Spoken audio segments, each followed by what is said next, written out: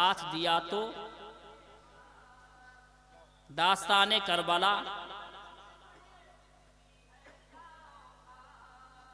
جس طرح سے آپ سنیں گے میں سناؤں گا۔ حضرات، جب ماں فاطمہ الزہرا رضی اللہ تعالی عنہا کی بات آ گئی تو میری ماں بہن بھی سن رہی ہے۔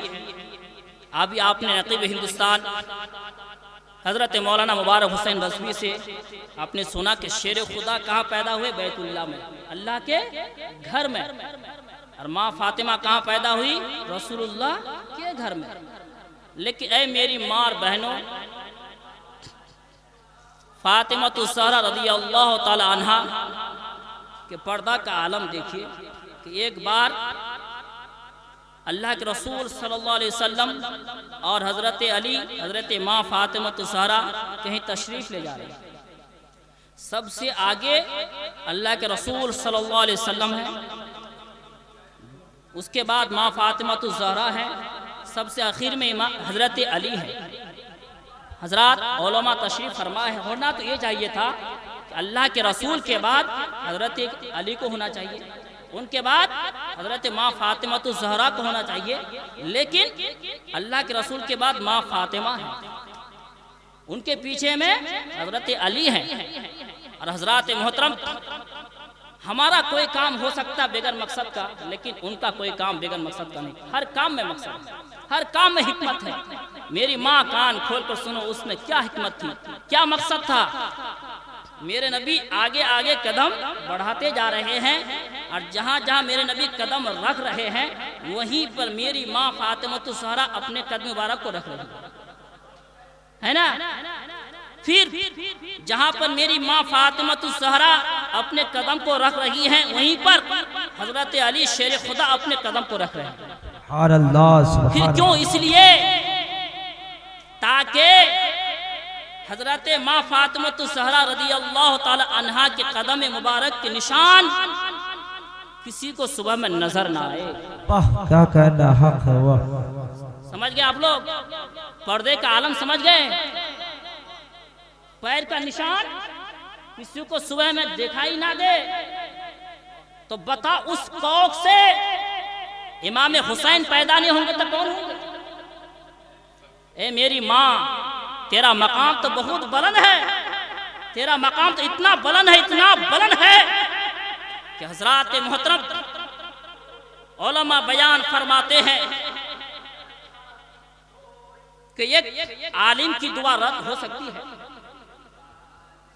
لیکن ایک ماں کی دعا اپنی اولاد کے لیے کبھی رد نہیں ہوتی۔ جیسی ماں دعا مانگتی ہے پروردگار عالم ان کی دعا کو قبول فرماتا ہے۔ اس لیے اے میری ماں، جب پروردگار عالم نے آپ کی دعا میں وہ طاقت دی، وہ تاثیر دی ہے، اے میری ماں اب ان دعا کو یوں ہی برباد مت کیجیے۔ نماز سے پنجگانہ ادا کرنے کے بعد اپنے دونوں ہاتھوں کو دراز کیجئے، اٹھائیے اور خدا کی بارگاہ میں دعا کیجئے، اے پروردگار عالم تو میرے بیٹے کو حافظ قرآن بنا دے۔ سبحان اللہ۔ اے پروردگار تو میرے بیٹے کو عالم باعمل بنا دے۔ اے پروردگار تو میرے بیٹے کو پروفیسر بنا دے۔ اے پروردگار تو میرے بیٹے کو ڈاکٹر بنا دے۔ اے پروردگار تو میرے بیٹے کو انجینئر بنا دے۔ قسم خدا کی میری ماں آپ نماز سے پنجگانہ کے بعد دعا کریں گی، پروردگار عالم آپ کی دعا کو قبول فرمائے گا اور آپ کا بیٹا دنیا میں عالم، حافظ، ڈاکٹر، پروفیسر بن کر چمکتا ہوا نظر آئے گا۔ سبحان اللہ، سبحان اللہ۔ تو حضرات محترم، اس لیے میری ماں سے گزارش ہے کہ میری ماں پروردگار عالم نے آپ کی دعا میں بہت طاقت دی ہے۔ حضرات، یہ میرا موضوع نہیں ہے، لیکن درمیان میں بات آ گئی تو بتا دیا۔ آئی نوجوان میرے سامنے موجود ہیں، اس لیے ان نوجوانوں سے بھی گزارش کروں گا کہ اے نوجوانوں، ادھر ادھر چکر لگانے کی ضرورت نہیں، جنت تیرے گھر میں ہے، جنت تیرے گھر میں ہے، کہیں چکر لگانے کی ضرورت نہیں۔ اس لیے اے نوجوانوں، اگر کیس میں ہار رہے ہو، امتحان میں فیل ہو رہے ہو، تیرے گھر میں برکت نہیں ہوتی ہے۔ اگر تجھ سے تیری ماں ناراض ہے تو کہیں چکر مت لگاؤ، سب سے پہلے اپنے گھر جاؤ اور گھر جانے کے بعد اپنے ماں کے قدم کو چوم لو، ماں کے آنچل کو پکڑ کر رو۔ ماں سب کچھ برداشت کر سکتی ہے، بیٹے کی آنکھوں کا آنسو برداشت نہیں کر سکتی۔ سبحان اللہ، حق ہے۔ حضرات محترم، اس لیے اگر ماں نے مچل کر دعا کر دی تو وہ دعا باب اجابت سے ٹکرا کر رہے گی۔ اور جس جگہ سے اے نوجوان تم ناکامیاب لوٹتے ہو، کامیابی تمہاری قدم چومتی چلی جائے گی۔ سبحان اللہ، سبحان اللہ۔ اس لیے حضرات محترم، تو میرے ماں فاطمہ الزہرا رضی اللہ تعالی عنہا کا مقام بہت ہی بلند و بالا۔ آئیے شعر سماعت کیجیے مختصر میں حضرات۔ ماں ہے خاتون جنت، باپ ہے شیر خدا، امی ہے خاتون جنت، باپ ہے شیر خدا۔ کہیے سبحان اللہ، اتنی آواز سے سبحان اللہ کہیے گا۔ اللہ اکبر، اتنی آواز سے سبحان اللہ کہیے کہ آپ کی آواز عرش اعظم سے ٹکرائے۔ سمجھ گئے نا؟ سبحان اللہ۔ یہ آواز عرش اعظم سے ٹکرائے گی، یہ تو وہ گلی وہاں تک نہیں پہنچ رہی ہے۔ اتنی بلند آواز سے کہیے سبحان اللہ کہ آپ کی آواز اور زور سے اور بلند آواز سے آپ اس کا فائدہ سنیے۔ جب آپ کی آواز عرش اعظم سے ٹکرائے گی، پروردگار عالم فرشتوں سے فرمائے گا، اے فرشتوں، اس محلہ کا نام کیا ہے؟ دفتری محلہ۔ دفتری محلہ سے کس چیز کی آواز آ رہی ہے؟ کس چیز کی آواز آ رہی ہے؟ فرشت عرض کریں گے مولا وہاں پر امام حسین کی محفل سجی ہوئی ہے۔ کہیے سبحان اللہ۔ سبحان اللہ، بہت اور اس خوب۔ امام حسین کی محفل میں غلام حسین حاضری دے رہے۔ کہیے سبحان اللہ۔ سبحان اللہ، اور حاضری دینے کے بعد اے پروردگار تیری پاکی کو بیان کر رہے ہیں، سبحان اللہ۔ تیری پاکی کو بیان کر رہے ہیں، تیری بڑائی کو بیان کر رہے ہیں۔ حضرات محترم، یہاں پر ایک سوال پیدا ہوتا ہے، جب پروردگار عالم کو سب معلوم ہے کہ نہیں حضرت؟ سب معلوم ہے کہ کہاں کیا ہو رہا ہے، کون بندہ کس حال میں، کون بندہ میرا نام لے رہا ہے، تو پھر فرشتوں سے پوچھنے کی ضرورت کیا، غرض و غایت کیا؟ تو حضرات محترم اس کا مقصد ہے، غرض و غایت ہے۔ تو حضرات بالمختصر جب پروردگار عالم نے انسان کی تخلیق کرنا چاہا تو فرشتوں سے فرمایا کہ فرشتوں میں انسان کی تخلیق کرنا چاہتا ہوں۔ فرشتوں نے عرض کیا، یہ میرا موضوع ہے، مختصر میں بتا دینا چاہتا ہوں۔ فرشتوں نے عرض کیا مولا انسان کی تخلیق کیوں کرنا چاہتا ہے؟ پروردگار عالم نے فرمایا کہ وہ مجھے دنیا میں جا کر مجھے ایک رب تسلیم کرے گا، میری وحدانیت کا اقرار کرے گا، میری بارگاہ میں سجدہ ریز ہو کر اپنا بندہ ہونے کا حق ادا کرے گا۔ تو فرشتوں نے عرض کیا تھا پروردگار انسان کی تخلیق نہ کی جائے، وہ دنیا میں جانے کے بعد تیری وحدانیت کا اقرار نہیں کرے گا، تیری بارگاہ میں اپنی پیشانی کو نہیں جھکائے گا، تجھے ایک رب تسلیم نہیں کرے گا، بلکہ بھائی بھائی میں خون ریزیاں لڑائیاں کرے گا۔ اس لیے پروردگار انسان کی تخلیق نہ کی جائے۔ اسی سوال کا جواب دینے کے لیے پروردگار عالم نے فرشتوں سے فرمایا، اے فرشتوں دنیا سے کس چیز کی آواز آ رہی ہے؟ جیسے فرشتے عرض کریں گے مولا دفتری محلہ کے سرزمین پر تیرے حسین کی محفل سجی ہوئی ہے، وہی سے تیرے بندے اس محفل میں حاضری دے کر تیری پاکی کو بیان کر رہے ہیں، تجھے ایک رب تسلیم کر رہے ہیں۔ تو پروردگار عالم ارشاد فرمائے گا، اے میرے فرشتوں تو نے تو سوال کیا تھا، تو نے تو اعتراض کیا تھا کہ انسان میری وحدانیت کا اقرار نہیں کرے گا، مجھے ایک رب تسلیم نہیں کرے گا، لیکن دیکھو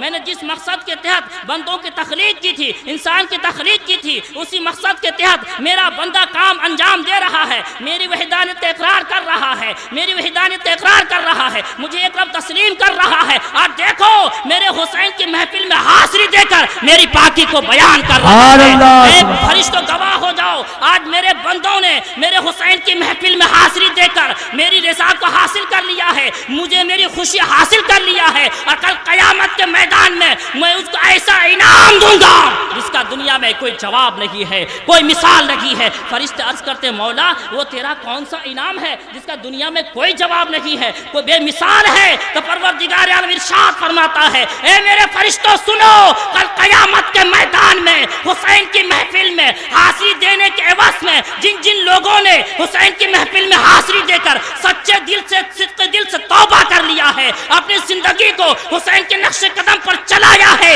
کل قیامت کے میدان میں امام حسین کے صدقے میں ان کے تمام چھوٹا بڑا گناہ کو معاف کر کے جنت کا حقدار بنا دوں گا۔ نعرے تکبیر، نعرے رسالت، مسلک اعلی حضرت فیضان سرکار مجاہد ملت، فیضان سرکار نعمت ملت، شام کربلا کانفرنس، نعرے تکبیر، نعرے رسالت، سبحان اللہ۔ تو حضرات سبحان اللہ کہنے کی فضیلت، اس کا فائدہ سمجھ گئے آپ؟ سمجھ گئے نا؟ اب سبحان اللہ کہیں گے کہ نہیں؟ آج تک اب زور سے ہاں تو بولیے، تو پیچھے سے بولیے سبحان اللہ۔ تو حضرات محترم، آج کچھ لوگ یہ کہہ دیتے ہیں کہ جہاں پر محفل سجی ہوتی ہے وہاں جانے سے کیا فائدہ ہے؟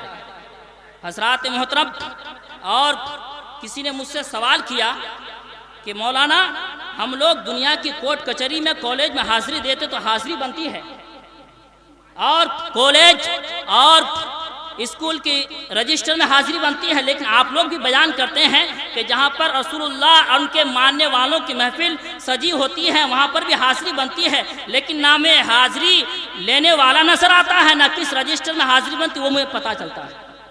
تو بالمختصر حضرات آپ کو میں جواب دینا چاہتا ہوں، اگر آپ سے کوئی یہ سوال کرے تو آپ بتا دینا اگر دنیا کے کالج اور اسکول میں حاضری ہوتی ہے تو ہمارے امام حسین کی محفل میں حاضری دینے والوں کی بھی حاضری ہوتی ہے، لیکن فرق کیا ہے؟ سنو، دنیا کے کالج اور اسکول میں جو حاضری ہوتی ہے وہ حاضری لینے والا کالج اور اسکول کا چپراسی ہوا کرتا ہے، لیکن امام حسین کی محفل میں حاضری دینے والوں کی حاضری لینے والا دنیا کے چپراسی نہیں بلکہ رحمت کے فرشتے ہوا کرتے ہیں۔ سبحان اللہ۔ اور دنیا کے کالج اور اسکول میں جو حاضری ہوتی ہے وہ دنیا کے کالج اور اسکول کے رجسٹر میں حاضری ہوتی ہے، لیکن آج آپ خوش نصیب ہیں اے لوگوں، آپ کی حاضری کسی دنیا کے کالج اور اسکول کے رجسٹر میں نہیں بلکہ مدینے کے رجسٹر میں ہوتی ہے۔ حضرات محترم، اس لیے کہیں پر بھی جاؤ تو چپ چاپ مت رہو، خاموش مت رہو۔ رحمت خدا بہنامی جوید، خدا کی رحمت بہانا ڈھونڈتی ہے کہ مجھے بندوں کا کوئی کام پسند آ جائے اور اس کے بدلے میں ان کے تمام چھوٹا بڑا گناہ کو معاف کر کے جنت کا حقدار بنا دوں۔ ہو سکتا ہے پروردگار عالم ہم سبوں کا یہی بیٹھنا پسند آ جائے اور اسی کے عوض میں کل قیامت کے میدان میں ہمارا آپ کا بیڑا پار ہو جائے۔ صحیح بات ہے کہ نہیں ہے نا؟ تو حضرات محترم، تو تقریر سننے کے لیے تیار ہو گئے آپ لوگ؟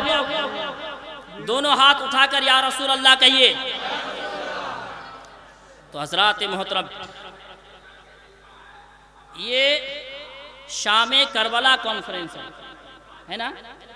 حضرات امام حسین رضی اللہ تعالی عنہ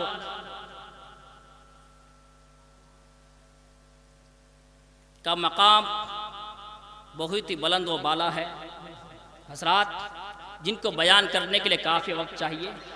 آئیے میں آپ کو کربلا کے سرزمین کا تھوڑا سا تذکرہ کر دوں۔ حضرات محترم، آپ لوگ انشاءاللہ عزیز اطمینان و سکون کے ساتھ بیٹھیں۔ میرا دعویٰ ہے، مجھے یقین ہے کہ آپ خالی ہاتھ نہیں لوٹیں گے۔ کہیے سبحان اللہ۔ ماں ہے خاتون جنت، باپ ہے شیر خدا، کہیے سبحان اللہ اور زور سے۔ ماں ہے خاتون جنت، باپ ہے شیر خدا، می ہے خاتون جنت، باپ ہے شیر خدا، دو جہاں کا مالک دو جہاں کا مالک مختار نانا جان ہے دیکھ کر کیسا عالم کس قدر حیران ہے دیکھ کر کیسا عالم کس قدر حیران ہے۔ حضرات اور کربلا کی سرزمین پر امام حسین نے ایک پیغام دیا، وہ پیغام کیا؟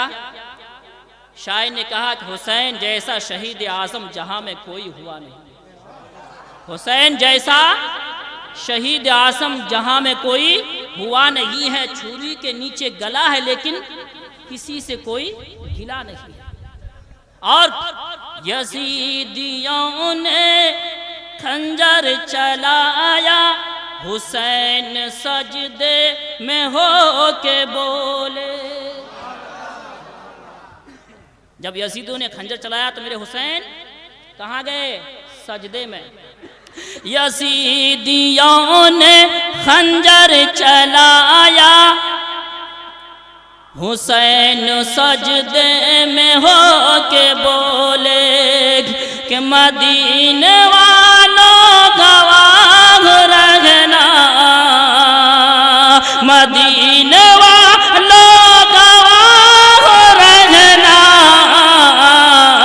نماز میری قضا سبحان اللہ سبحان اللہ۔ حسین جیسا شہید اعظم جہاں میں کوئی ہوا نہیں ہے۔ عباسی بولے اے سکینہ میں پانی لاؤں گا خوب پینا، عباسی بولے اے سکینہ میں پانی لاؤں گا خوب پینا، کٹے ہیں بازو چھیدا ہے سینہ، سر ابھی کٹا نہیں ہے، حسین جیسا شہید اعظم جہاں میں کوئی ہوا نہیں ہے۔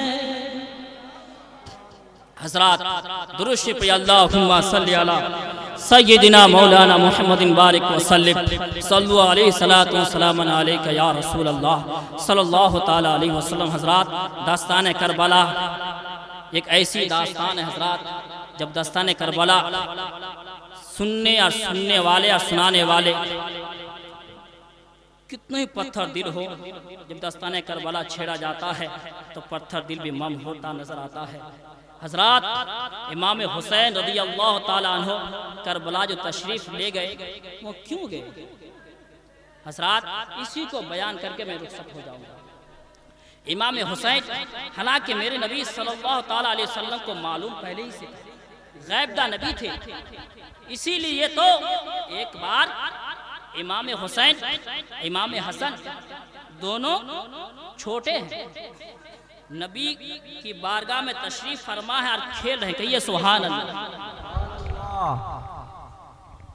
میرے نبی دنیا کے لوگ بچوں کو چوما کرتے ہیں نا، لیکن میرے نبی امام حسن و حسین کو سونگھا کرتے ہیں، سبحان اللہ۔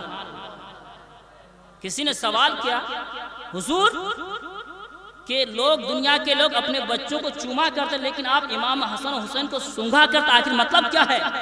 میرے نبی نے فرمایا سنو، امام حسن و حسین جنت کے پھول ہیں، جنت کے پھول ہیں اور پھول کو لوگ سونگھا ہی کرتے ہیں۔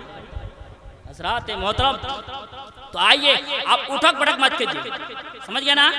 اس لیے کہ اٹھک بڑھک کرنے کے بعد مزاج بدل جاتا ہے نا۔ ارے آپ یہاں پر بیٹھے تو اٹھک بڑھک کرتے ہو، علی اکبر کی جوانی کو یاد کرو، آپ بھی جوان ہو، 18 سال کے علی اکبر کی جوانی کو یاد کرو، جس نے کربلا کی سرزمین پر اپنے سر کو راہ خدا میں کٹا کر اسلام کے پودے کو ہرا بھرا کیا. اور تم کیسے حسینی ہو؟ حسین کی داستان چل رہی ہے اور تم اٹھک بٹھک کرتے ہو.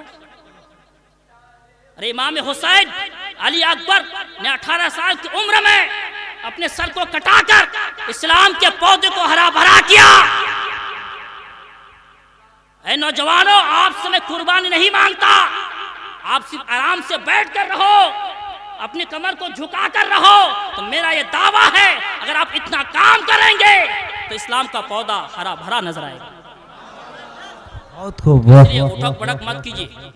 حضرات، جب آپ کو نہیں لگے گا کہ تقریر اچھی نہیں لگتی مجھ کو کہے میں بیٹھ جاؤں گا، لیکن تقریر کے دوران اٹھک بٹھک نہیں کرنا ہے.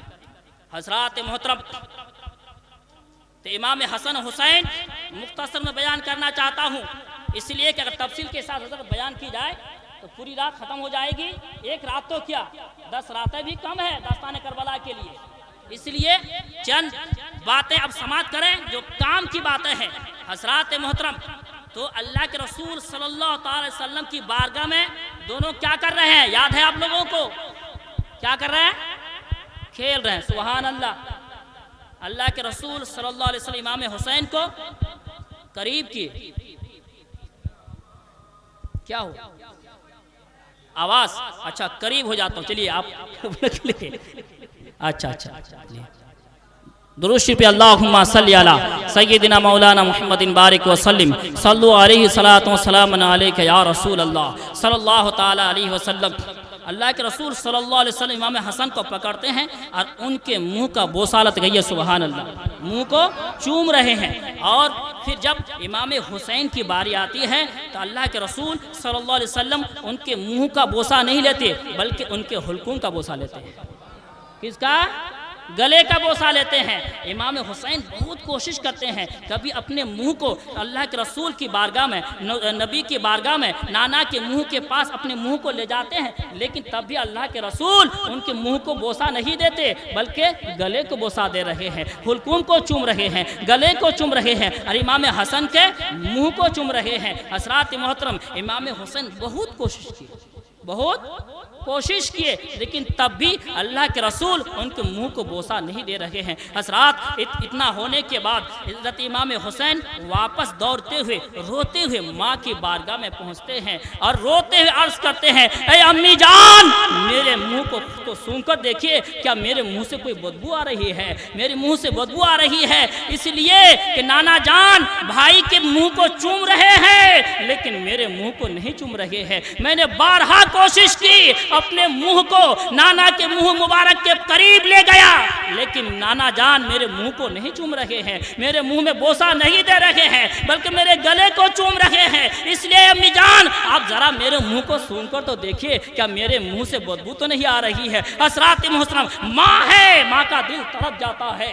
ماں ہے، اپنے بیٹے کو گود سے لگاتی ہے اور فرماتی ہے، اے بیٹا تیرے منہ سے تو خوشبو آ رہی ہے، تیرے منہ سے بدبو نہیں آ سکتی ہے. حضرات محترم، لیکن امی جان پھر کیا وجہ ہے کہ امی جان پھر کیا وجہ ہے کہ نانا میرے منہ کا بوسہ نہیں دے رہے ہیں، بھائی حسن کے منہ کا بوسہ دے رہے ہیں؟ فاطمہ الزہرا رضی اللہ تعالی عنہا ہیں، اپنے بیٹے امام حسین کو ساتھ میں لیتے ہیں اور ابا کی بارگاہ میں حاضر ہوتی ہے اور عرض کرتی ہے، اے ابا جان، اے اللہ کے رسول صلی اللہ علیہ وسلم، حسین کی شکایت ہے کہ آپ حسن کے منہ کا بوسہ لے رہے ہیں لیکن حسین کے منہ کا بوسہ نہیں لے رہے ہیں، گلے کا بوسہ رہے ہیں، حلقوم کا بوسہ لے رہے ہیں. آخر مطلب کیا ہے؟ مقصد کیا ہے؟ اتنا سننا تھا. اللہ کے رسول کی آنکھوں میں آنسو آ جاتا ہے اور فرماتے ہیں، اے ماں، اے بیٹی فاطمہ، جو میں دیکھ رہا ہوں تم نہیں دیکھ رہی ہے. میں تو کربلا کی سرزمین کو دیکھ رہا ہوں، میں کربلا کے میدان کو دیکھ رہا ہوں. اس لیے میں حسن کے منہ کو اس لیے بوسہ دے رہا ہوں کہ میری امت جو ہے امام حسن کو زہر دیں گے اور امام حسن اس منہ سے زہر پی کر شہید ہو جائیں گے. حضرات محترم، اور میرے حسین کربلا کی سرزمین پر اس اسلام کو بچانے کے لیے، میرے دین کو بچانے کے لیے اپنے خاندان کو راہ خدا میں سر کٹا کر، بعد میں اپنے سر کو بھی کٹا کر اس اسلام کے پودے کو ہرا بھرا کریں گے. اس لیے جب تیر چلے گی تو حسین کے گلے پہ چلے گی، خنجر چلے گا تو حسین کے گلے پر چلے گا، چھری چلے گی تو حسین کے گلے پر چلے گی. اس لیے غصہ نہیں لے رہا ہوں، حسین کے گلے کا غصہ۔ سبحان اللہ و نعرہ تکبیر، نعرہ رسالت، مسلک اعلیٰ حضرت فیضان سرکار مجاہد ملت، فیضان سرکار قاری ملت، شام کربلا کانفرنس، نعرہ تکبیر، نعرہ رسالت۔ حضرات امام علی کا مقام اگر سمجھنا ہے تو حضرات ہم اور آپ کیا سمجھ سکتے ہیں؟ امام علی کا مقام اگر سمجھنا ہے تو فاروق اعظم کی بارگاہ میں چلیں کہ امام علی کا مقام کیا ہے۔ دونوں امام علی مقام چھوٹے ہیں، فاروق اعظم جو خلیفۃ المسلمین ہے ان کے بیٹے عبداللہ وہ بھی چھوٹے ہیں۔ آپ بارہا دیکھتے ہیں جب بچے کھیلتے ہیں تو ٹھیک ہے، لیکن کھیلتے کھیلتے ان میں جھگڑا ہو جاتا ہے، ہوتا ہے کہ نہیں؟ ہوتا ہے کہ نہیں؟ ہوتا ہے نا، یہ فطری بات ہے۔ پھر تھوڑی دیر جھگڑا کیا، پھر آپس میں مل گئے۔ حضرات محترم اسی طرح سے امام حسین چھوٹے ہیں، حضرت عبداللہ بھی چھوٹے ہیں، کھیل رہے ہیں، کھیلتے کھیلتے اختلاف ہو گیا۔ حضرت فاروق اعظم خلیفہ ہیں، سبحان اللہ، مسلمانوں کا بادشاہ امیر ہے، کہیے سبحان اللہ۔ ان کے بیٹے حضرت عبداللہ ہیں اور امام حسین عبداللہ کے درمیان اختلاف ہو گیا۔ امام حسین چھوٹے فرماتے ہیں اے عمر کے بیٹے ہوش میں ہو، تجھے پتا ہے کہ میں کون ہوں؟ امام حسین فرماتے ہیں عمر کے بیٹے تو میرا غلام، تیرے باپ میرے عمر میرے گھر کا غلام۔ اب اندازہ لگائیے آج اگر کوئی عام انسان ایک مکھیا کے بیٹے کو یہ بات کہہ دے تو کتنی بڑی بات ہو جائے گی، لیکن امام حسین چھوٹے فرماتے ہیں، یہ خلیفہ کے بیٹے عمر فاروق کے بیٹے سے فرماتے ہیں اے عمر کے بیٹے تجھے پتا بھی ہے تم کس سے بات کر رہے ہو؟ تو میرا غلام، تیرے باپ میرے گھر کا غلام۔ حضرات محترم اتنا سننا تھا، حضرت عبداللہ کے دوڑتے ہوئے باپ کی بارگاہ میں پہنچتے ہیں اور عرض کرتے ہیں روتے ہوئے، جیسی بیٹے کا چہرہ حضرت فاروق اعظم نے دیکھا، فرمایا بیٹا چہرے پہ غم کیا ہے، کیوں ہے، کیسا ہے، آنکھوں میں آنسو کیوں ہے؟ عرض کرتے ابا جان آج حسین نے مجھ کو گالی دی ہے۔ حضرات اتنا سننا تھا، فاروق اعظم تڑپ جاتے ہیں اور فرماتے ہیں بیٹا ایسا نہیں ہو سکتا، علی کا لال اور ان کی زبان سے گالی، فاطمہ کا لاڈلا اور ان کی زبان سے گالی، ایسا نہیں ہو سکتا۔ اے بیٹا تم حسین کا مرتبہ نہیں جانتے، حسین کی عصمت نہیں جانتے، حسین کی عصمت کو میں جانتا ہوں۔ ارے بیٹا ایک بار نہیں، اللہ کے رسول نے ان کی زبان کو بارہا میں نے دیکھا ہے کہ ان کی زبان کو یعنی حسین کی زبان کو باہر کیا ہے اور اپنی زبان میں ڈال کر اس زبان کو چوسا ہے۔ اور اے بیٹا مصطفیٰ نے جس زبان کو اپنے نور کے سمندر میں غسل دے دیا ہو اس زبان سے کبھی گالی نہیں نکل سکتی، اس زبان سے کبھی برے الفاظ نہیں نکل سکتے۔ آخر معاملہ کیا ہے؟ عرض کرتا ابا جان آج حسین نے مجھ سے کہا ہے اے عبداللہ تو میرا غلام، تیرے بابا عمر میرے گھر کا غلام۔ حضرات محترم اتنا سننا تھا، فاروق اعظم فرماتے ہیں اے بیٹا حسین نے ایسا کہا ہے؟ عرض کرتے ہیں ابا حضور ہاں حسین نے ایسا ہی کہا ہے۔ آپ فرماتے ہیں اے بیٹا دوبارہ جاؤ حسین کی بارگاہ میں ادب کے ساتھ عرض کرنا اے حسین جس جملے کو آپ نے میرے پاس کہا ہے کہیں اگر دہرانے کی بات آ گئی کیا اس جملے کو آپ دہرا دیں گے؟ بیٹے کو ایک آس بنتی ایک امید لگتی ہے کہ اب انصاف ہوگا، اب ایک انصاف ہوگا۔ دوڑتے ہوئے حسین کی بارگاہ میں پہنچتے ہیں اور عرض کرتے ہیں اے حسین آپ راکب دوش پیمبر ہو اس سے مجھے انکار نہیں ہے، آپ علی کے لاڈلے ہو اس سے مجھے انکار نہیں ہے، فاطمہ کے جگر کے ٹکڑے ہو اس سے مجھے انکار نہیں ہے، لیکن اتنا تو فرما دیجئے کہ جس جملے کو آپ نے میرے پاس کہا ہے کہیں اگر دہرانے کی بات آ گئی تو کیا اس جملے کو آپ دہرا دیں گے؟ سبحان اللہ۔ حضرات محترم امام حسین اپنی خاندان شوکت و ہیبت میں ڈوبتے ہیں اور فرماتے ہیں اے عمر کے بیٹے کہاں کہنے کی بات کرتا ہے، کہاں کہنے کی بات کرتا ہے؟ چلو خانہ کعبہ میں کہہ دوں گا، کہیے سبحان اللہ، مینا کی وادی میں کہہ دوں گا، غلاف کعبہ پکڑ کر کہہ دوں گا، کہاں کہنے کی بات کرتا ہے؟ دوڑتے ہوئے حضرت عبداللہ باپ کی بارگاہ میں پہنچتے ہیں اور عرض کرتے ہیں اے ابا حضور آپ کہاں کہنے کی بات کرتے ہیں؟ حسین تو غلاف کعبہ پکڑ کر کہنے کو تیار ہے، حسین تو مینا کی وادی میں کہنے کو تیار ہے،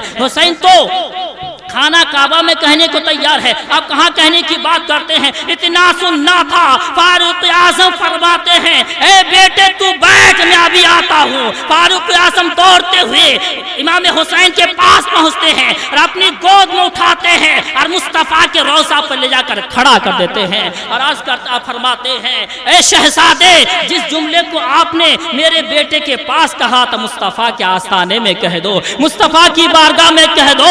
حضرات محترم امام حسین عرض کرتے ہیں نانا جان گواہ رہیے گا, آج میں نے عمر کے بیٹے عبداللہ کو اپنا غلام بنا لیا ہے اور عمر کو اپنے گھر کا غلام بنا لیا. سبحان اللہ سبحان اللہ.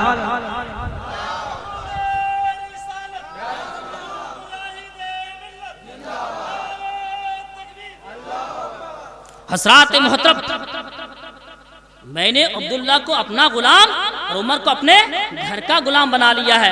امام حسین کا مقام دیکھیے حضرات محترم, اور کن کو کہہ رہے ہیں؟ مسلمانوں کا بادشاہ امیر کو کہہ رہے ہیں. حضرات محترم حضرت فاروق عرض کرتے ہیں یا رسول اللہ یا حبیب اللہ, وہ دن یاد آ رہا ہے مصطفیٰ کہ آپ نے فرمایا تھا اے عمر تم نے قیامت کی کون سی تیاری کی, تم نے قیامت کی کون سی تیاری کی. حضرات آج ہم 5 وقت کی نماز پڑھتے ہیں تو فخر کرتے کہ ہم نمازی ہیں, لیکن اس عمر فاروق سے پوچھئے جن کے بارے میں اللہ کے رسول نے فرمایا اے میرے صحابیوں سنو سنو, ارے آسمان میں جتنے تارے ہیں میرے صحابی عمر کی نیکیاں ہیں. سبحان اللہ سبحان اللہ. میں کسی کو جنتی مسلمان دیکھنا ہو, جنتی شخص دیکھنا ہو تو فاروق اعظم کو دیکھ لو, فاروق اعظم کو دیکھ لو. لیکن وہ بھی ہیں آل رسول کی غلامی ڈھونڈ رہے ہیں, کہیے سبحان اللہ, حسین کی غلامی ڈھونڈ رہے ہیں اور عرض کرتے ہیں اے اللہ کے رسول اس دن سے لے کر آج تک میں بڑا پریشان تھا, بڑا فکر مند تھا, لیکن آج آپ کے شہزادے نے حسین نے محشر کی تمام پریشانیوں سے مجھے آزاد کر دیا ہے, مجھے محفوظ کر دیا ہے. کل قیامت کے میدان میں جب پروردگار عالم حساب و کتاب لینے پر آئے گا تو کس کی مجال ہوگی کہ پروردگار عالم کی بارگاہ میں حساب دینے کے لیے تیار ہو جائے گا. کل قیامت کے میدان میں کوئی نماز پیش کرے گا, کوئی یتیم پروری پیش کرے گا, کوئی ننگوں کو کھانا کھلانا پیش کرے گا, کوئی مسکینوں کو کھانا کھلانا پیش کرے گا, لیکن عمر بھرے میدان محشر میں اعلان کرے گا نہ تخت و تاج پر نہ زہد و اتقا پر ہے, نہ تخت و تاج پر نہ زہد و اتقا پر ہے, اور عمر کو ناز ہے تو حسین کی غلامی پر. نعرہ تکبیر, نعرہ رسالت, مسلک اعلیٰ حضرت فیضان سرکار مجاہد ملت, فیضان سرکار داعی ملت, علماء اہل سنت, نعرہ تکبیر. حضرات تو ہم بھی خوش نصیب ہیں, آپ بھی خوش نصیب ہیں. حضرات محترم تو ہمیں بھی امام حسین کی غلامی پر ناز ہے. حضرات میرا تو دعویٰ ہے کہ دنیا کا میرا باپ میرا بھائی کام دے کل نہ دے, لیکن امام حسین کی غلامی ضرور کام دے, لیکن شرط ہے کہ ہمیں حسین کے نقش قدم پر اپنی زندگی کو گزارنی ہوگی. حضرات محترم بالمختصر وقت نہیں ہے جو تفصیل کے ساتھ بیان کروں. حضرات ایک بات میں آج کہنا چاہوں گا, یہ قاری ملت حضور مجاہد ملت یہ بھی حسین کے غلام ہے. سبحان اللہ, یہ بھی حسین کے غلام ہیں اور ان کا بہت بڑا احسان آپ پر ہے. آج یہ محفل سجی ہے یہ انہی کا احسان ہے, نہ آپ اور ہم کو کیا پتا ہوتا. حضرات محترم تو لہٰذا ہمیں چاہیے کہ ہم اپنی زندگی بھر قاری ملت کے نقش قدم پر چلائیں. سمجھ گئے نا, قاری ملت کے نقش قدم پر چلائیں, ان کے بتائے طریقے کو اپنائیں. میرا دعویٰ ہے اور میں ڈنکے کی چوٹ پر اعلان کرتا ہوں, سن لو, اگر آپ نے زندگی میں دنیا میں قاری ملت کی خوشنودی حاصل کری تو سبحان اللہ, کہیے سبحان اللہ. آپ نے اگر ان کے نقش قدم پر چل کر ان کے بتائے ہوئے طریقے کو اپنا کر اگر آپ اپنائیں گے تو آپ سے خوش ہوں گے کہ نہیں؟ خوش ہوں گے نا. بالمختصر حضرات محترم اور اولیاء کرام کا کنیکشن جڑا ہوا ہوتا ہے نا حضرات. اگر آپ قاری ملت کو خوش کر لیں گے تو آپ سے مجاہد ملت بھی خوش ہو جائے گی. کہیے سبحان اللہ. اور جب مجاہد ملت خوش ہو جائیں گے تو آپ سے اعلیٰ حضرت بھی خوش ہو جائیں. کہیے سبحان اللہ. اور جب آپ سے اعلیٰ حضرت خوش ہو جائیں گے تو آپ سے غریب نواز بھی خوش ہو جائیں گے. اتنی بخالتی کیوں؟ زور سے کہیے، پیچھے والے غریب نواز کے نام پر۔ اور جب غریب نواز خوش ہو جائیں گے تو ولیوں کے سردار غوث اعظم خوش ہو جائیں گے۔ حضرات محترم، جب غوث اعظم خوش ہو جائیں گے تو آپ سے اللہ کے رسول خوش ہو جائیں گے۔ کہیے سبحان اللہ۔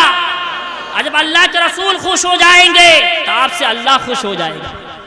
اس لیے کہ میں نہیں کہتا، قرآن کہتا ہے قل ان کنتم تحبون اللہ فاتبعونی یحببکم اللہ۔ اے محبوب، آپ لوگوں سے فرما دیجئے اگر تم اللہ کی رضا حاصل کرنا چاہتے ہو، اللہ کی خوشنودی حاصل کرنا چاہتے ہو تو سب سے پہلے میری خوشی حاصل کرو، میری رضا حاصل کرو۔ جب تم میری رضا حاصل کر لو گے، میری خوشنودی حاصل کر لو گے تو تم سے خدا خوش ہو جائے گا۔ اور جب ہم سے آپ سے خدا خوش ہو جائے گا تو ہمارا آپ کا مقام اتنا بلند ہوگا، اتنا اونچا ہوگا کہ ہم جہنم سے آزاد ہو جائیں گے، جنت کا حقدار۔ سبحان اللہ، سبحان اللہ، بہت خوب، واہ۔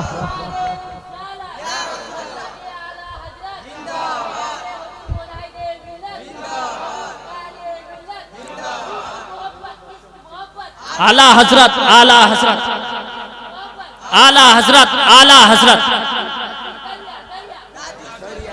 شریعہ، تاج الشریعہ، کریا کریا،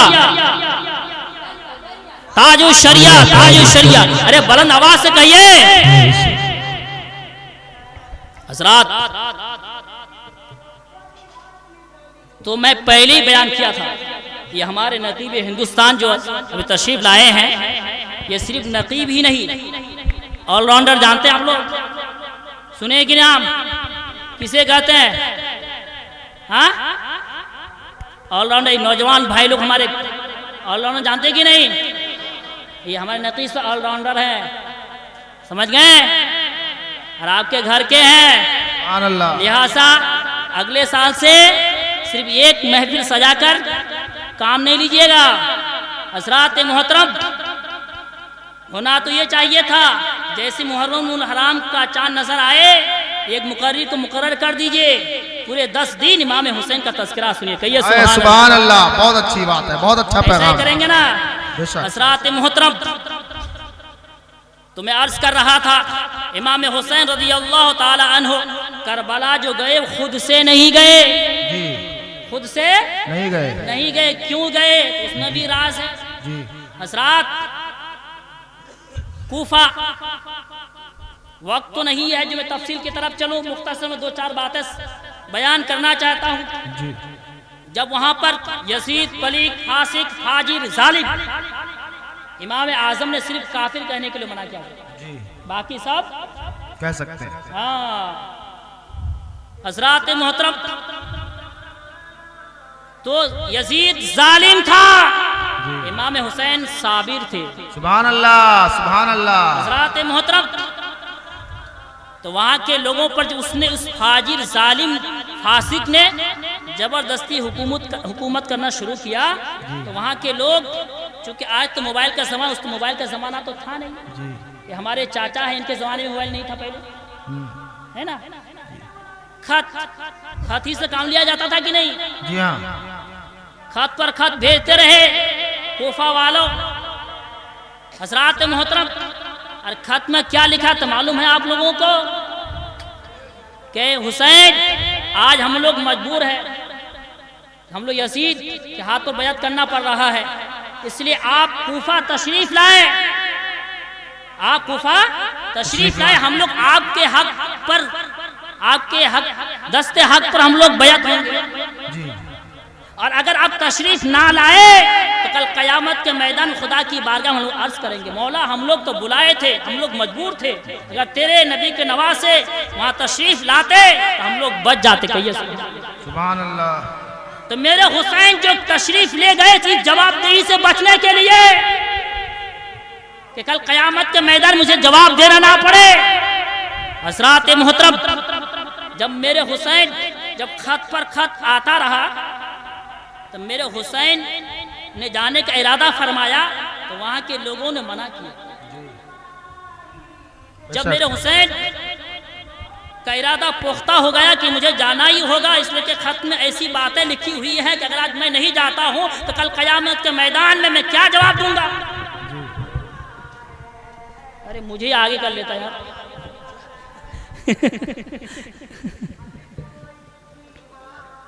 حضرات تو اس لیے میرا جانا بہت ضروری ہے. حضرات لوگوں نے عرض کیا اگر آپ جانا ہی چاہتے تو پہلے امتحان کے گھر سے اپنے بھائی کو بھیج دیجیے. جی بہت صحیح. جب وہاں کی خبر وہ بھیج دیں گے اس کے بعد آپ ضرور تشریف لے جائیں. حضرات تاریخ میں ان کے بھائی کے نام امام مسلم بن عقیل ہے. بے شک.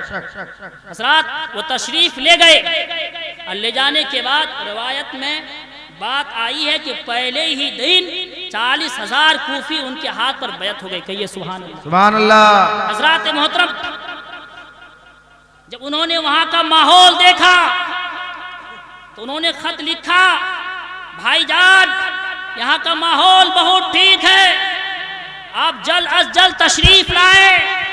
کچھ لوگ باقی ہیں جو ہاتھ حق پر دست حق پر بیعت ہونا چاہتے ہیں اس لیے آپ جلدی تشریف لائیں. حضرات محترم بالمختصر امام حسین اتنا سننے کے بعد جانے کا ارادہ فرمایا اور ارادہ فرمانے کے بعد حضرات جب پورے کنبہ کے ساتھ گھر سے نکلے تو حضرات محترم جانے لگے. جاتے جاتے راستے میں کیا خبر ملی حضرات چچا بیٹھیے. راستے میں کیا خبر ملی کہ امام مسلم بن عقیل شہید ہو چکے ہیں.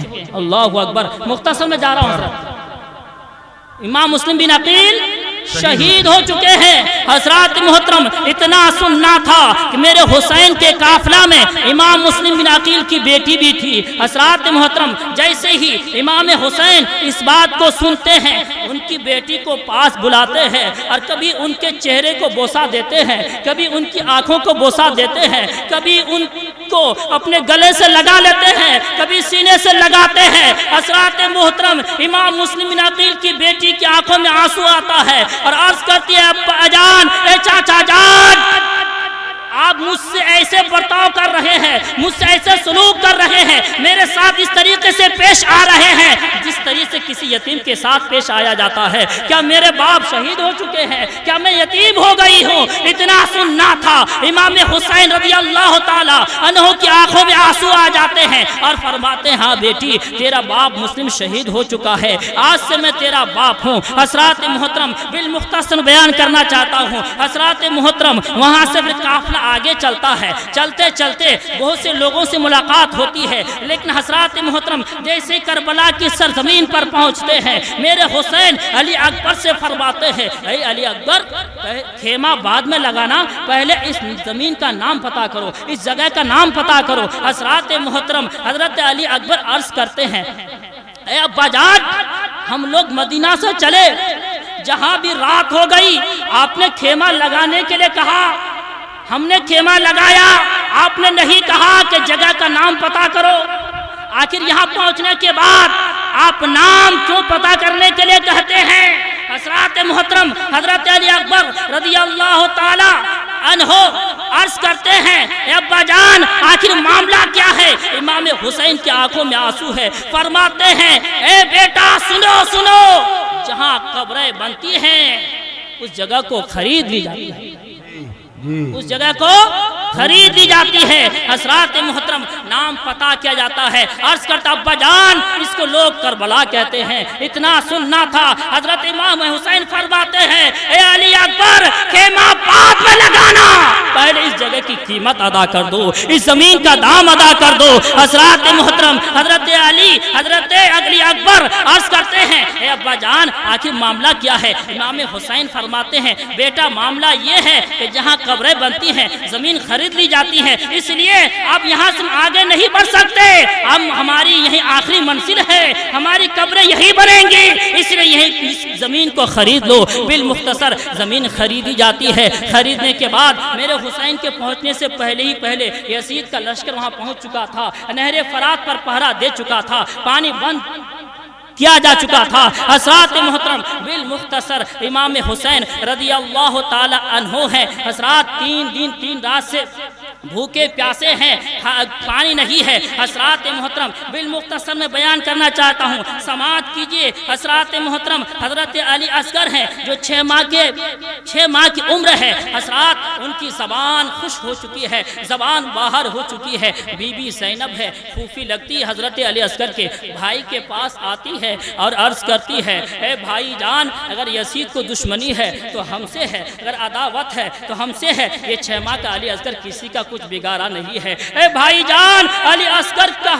سکھا ہوا حلقوم مجھ سے دیکھا نہیں جاتا، اس کی زبان سکھی ہوئی زبان مجھ سے دیکھی نہیں جاتی۔ اے بھائی جان علی اصغر کو لے جائیے، ان دشمنوں سے کہیے اگر دشمنی ہے تو ہم سے ہے، اگر بغاوت ہے تو ہم سے ہے، عداوت ہے تو ہم سے ہے۔ اس علی اصغر سے کچھ نہیں ہے، اس کے سکھے ہوئے حلقوم میں چند پانی کے قطرات ٹپکا دو۔ حضرات محترم امام حسین فرماتے ہیں، اے بہن زینب میری غیرت یہ اجازت نہیں دیتی کہ میں پانی مانگنے کے لیے ان ظالموں کے پاس جاؤں۔ حضرات محترم لیکن اگر تم کہہ رہی ہو تو میں جا رہا ہوں۔ بالمختصر حضرات محترم حضرت امام حسین ہے 6 ماہ کے علی اصغر کو اپنی گود میں لیتے ہیں، لے جانے کے بعد ان ظالموں کے قریب پہنچتے ہیں اور پہنچنے کے بعد فرماتے ہیں، اے ظالموں دیکھو میری گود میں 6 ماہ کا علی اصغر ہے جس کی زبان سوکھ کر باہر نکل چکی ہے، حلقوم سوکھ چکا ہے، اس لیے کہ 3 دن سے پانی بند ہے، جس کی وجہ سے بی بی شہر بانو کے تھن کا دودھ بھی خوش ہو چکا ہے۔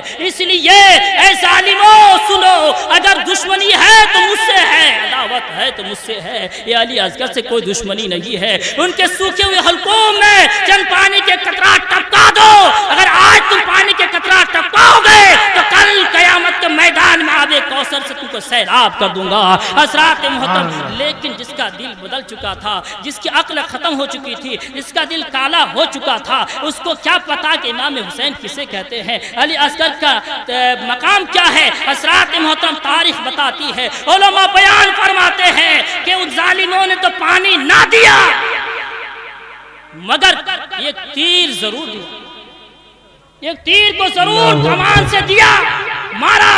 جیسے تیر کمان سے نکلا تو علماء بیان فرماتے ہیں، تاریخ بتاتی ہے وہ تیر آسمان سے اڑتا ہوا آیا اور آنے کے بعد حضرت علی اصغر کے بازو کو چھیدتا ہوا، حضرت علی اصغر کے سینہ کو چھیدتا ہوا حضرت امام علی مقام کے بازو میں بے بس ہو جاتا ہے۔ حضرات محترم حضرت علی اصغر ہے، 6 ماہ کا علی اصغر ہے، باپ کی چہرہ کی طرف آخری مرتبہ دیکھتے ہیں، سبحان اللہ۔ حضرات محترم دیکھتے ہیں اور دیکھنے کے بعد ہمیشہ کے لیے خاموش ہو جاتے ہیں۔ حضرت امام علی مقام ہے، بتائے لوگوں اگر تیرا بیٹا 6 ماہ کا ہو اور اپنی گود پر دم توڑ رہا ہو تو دل کیسا کہے گا، دل کیا کہے گا۔ حضرات محترم لیکن تاریخ بتاتی ہے کہ امام حسین کے دل نے بھی ضرور کہا تھا، ان کے دل سے بھی کوئی بات نکلی تھی لیکن کوئی شکایت کا جملہ نہیں تھا، بلکہ حضرات محترم امام علی مقام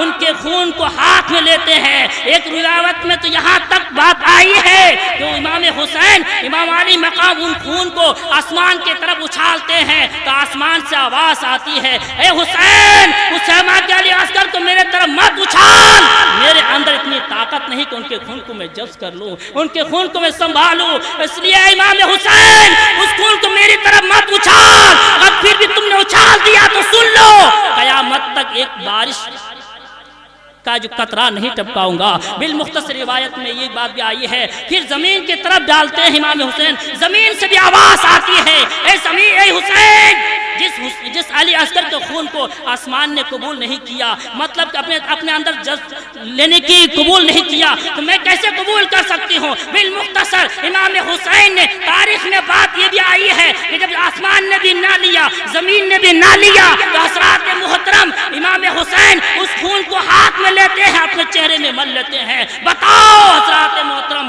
کہ اس وقت امام حسین کے دل نے کیا کہا ہوگا۔ تاریخ بتاتی ہے، علماء بیان فرماتے ہیں کہ امام حسین کے دل سے بھی بات نکلے تھی لیکن شکایت کا جملہ نہیں تھا، شکایت کی بات نہیں تھی، اگر کوئی بات نکلی تھی تو یہی بات تھی، اپنے ہاتھوں کو دراز کرتے ہیں اور عرض کرتے ہیں پروردگار عالم تو نے ایک علی اصغر عطا کیا تھا جو تیری راہ میں قربان کر دیا ہے، اگر تو 1000 علی اصغر عطا فرماتا تو تیری راہ میں ایک ایک کر کے میں تمام علی اصغر کو قربان کر دیتا ہوں۔ آئے سبحان اللہ بہت اچھا۔ محترم اپنی گود میں علی اصغر کو لیتے ہیں اور خیمہ کے پاس لاتے ہیں۔ دور ہی سے بی بی شہر بانو بھی دیکھ رہی ہے، پھوپھی زینب بھی دیکھ رہی ہے کہ لگتا ہے کہ ان ظالموں نے علی اصغر کے سوکھے حلقوم میں پانی کا چند قطرہ ٹپا دیا ہے، اس لیے سے آرام سے تشریف رکھے ہیں، آرام سے ہیں، ہلا ڈولا نہیں کر رہے ہیں۔ بالمختصر حضرات محترم جب قریب آتے ہیں تو زینب عرض کرتی ہیں بھائی جان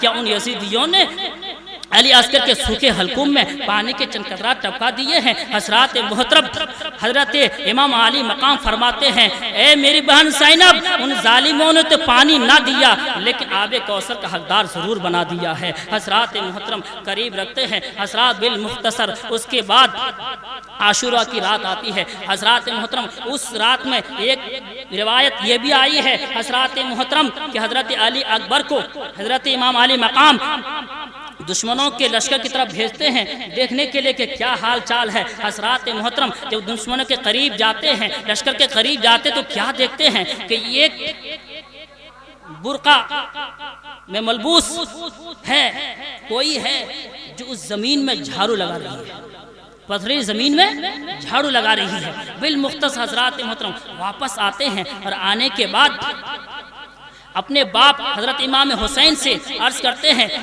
ابا جان میں نے ایسی ایسی بات کو دیکھا، ایسے حالات کو دیکھا۔ بالمختصر امام حسین قریب جاتے ہیں اور اس برقع پوش خاتون سے فرماتے ہیں کہ آپ کون ہیں؟ یہاں پر اس چٹیل میدان میں پتھریلی زمین پر جھاڑو کیوں لگا رہی ہے؟ حضرات محترم آپ کون ہیں اور جھاڑو کیوں لگا رہی ہے؟ اتنا سننا تھا وہ برقع پوش خاتون اپنے چہرے سے نقاب کو پلٹ دیتی ہے تو کیا دیکھتی ہے؟ کوئی اور نہیں تھی بلکہ ماں فاطمہ الزہرا رضی اللہ تعالیٰ عنہا۔ سبحان اللہ، نعرہ تکبیر، نعرہ رسالت، عظمت کربلا، شہدائے کربلا، سیدہ فاطمہ، نعرہ تکبیر، نعرہ رسالت۔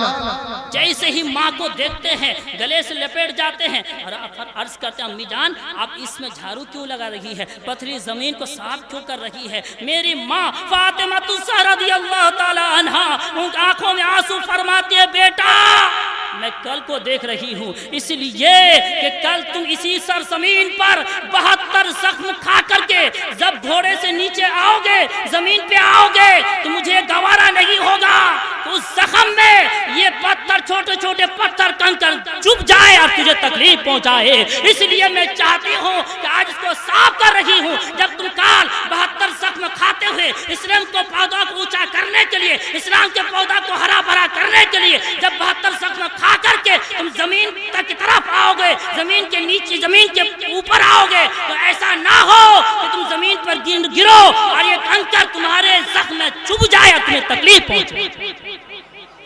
حضرات محترم بالمختصر حضرت امام حسین رضی اللہ تعالی عنہ اس کے بعد واپس خیمہ کی طرف لوٹتے ہیں۔ روایتوں کی بات کر رہا ہوں، چند روایت اختلاف ہے۔ حضرات محترم بالمختصر حضرات امام حسین قریب آتے ہیں، عاشورہ کی رات ہے، مختصر میں بولنا چاہتا ہوں۔ حضرت تمام لوگوں کو پاس بلاتے ہیں اور فرماتے ہیں اے لوگوں سنو آج کی رات کو 2 حصے میں تقسیم کر دو، 2 حصے میں تقسیم کر دو۔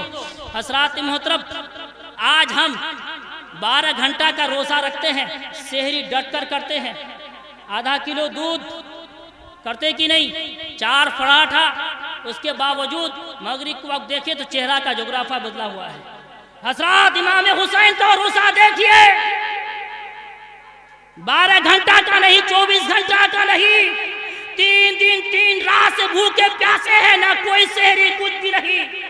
اور جب 12 گھنٹے کے بعد ہم افطاری کرتے ہیں تو دودھ اور سیب اور انگور سے کرتے ہیں، لیکن تاریخ بتاتی ہے، علماء بیان فرماتے ہیں کہ میرے حسین نے 3 دن 3 رات تک روزہ رکھا ہے اور 3 دن کے بعد جو افطار کیے ہیں تو سیب اور انگور سے نہیں، شہادت کے لہو سے کیے ہیں، شہادت کے خون سے کیے ہیں۔ اے نوجوانوں بتاؤ آپ کیسے حسینی ہو؟ حضرات محترم بالمختصر حضرات محترم امام حسین ہے، سب کو پاس بلاتے ہیں، اے شہر بانو سنو، اے زینب سنو، آج رات کے 2 حصے کرو، آدھی رات میں قرآن پڑھو، آدھی رات میں نوافل پڑھو۔ حضرات محترم اتنے میں थोड़ी देर बाद सकीना आती है और अर्ज करती है, अब्बा जान, भाई अकबर भी कुरान पढ़ रहे हैं, फूफी ज़ैनब भी कुरान पढ़ रही है, माँ शहरबानू भी कुरान पढ़ रही है, मुझे भी कुरान पढ़ाना सिखाइए। हज़रात मोहतरम, इतना सुनना था, मेरे हुसैन की आंखों में आंसू, फरमाते हैं, बेटी सकीना,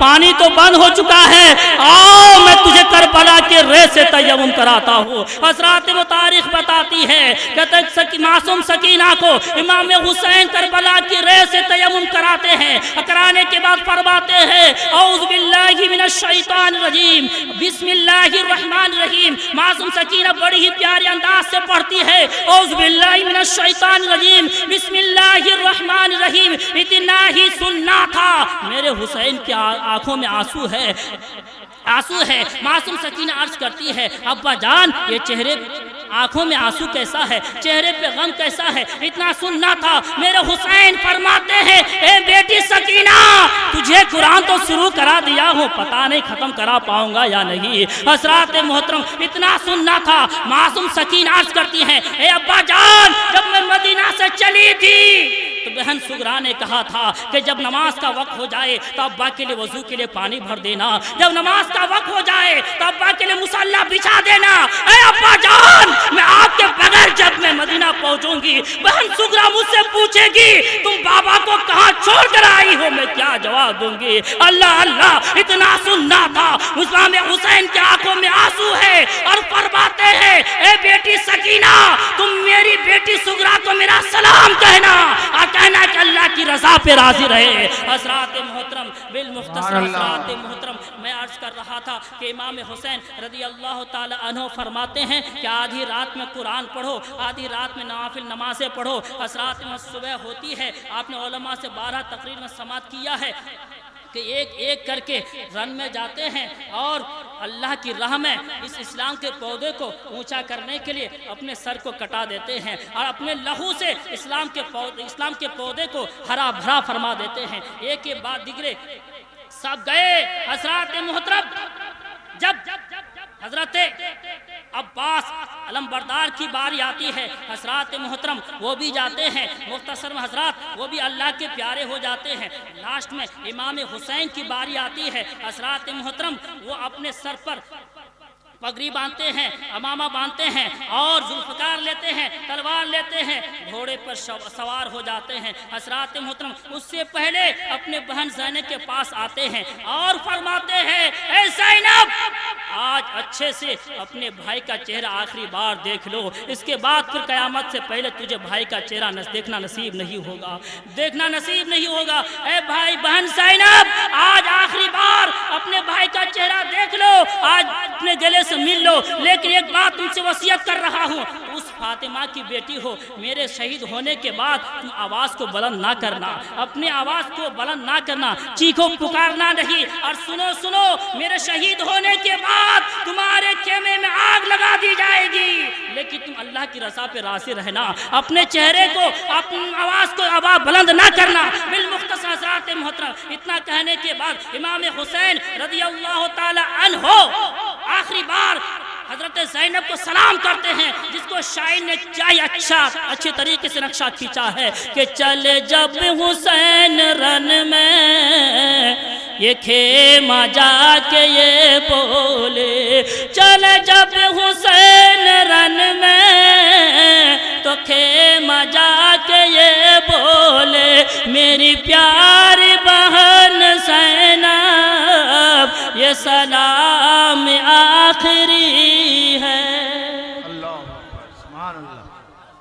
चले जब हुसैन रन में तो खेमा जाके ये बोले, चले जब हुसैन रन में तो खेमा जाके ये बोले, मेरी प्यारी बहन ज़ैनब ये सलाम आखिरी है।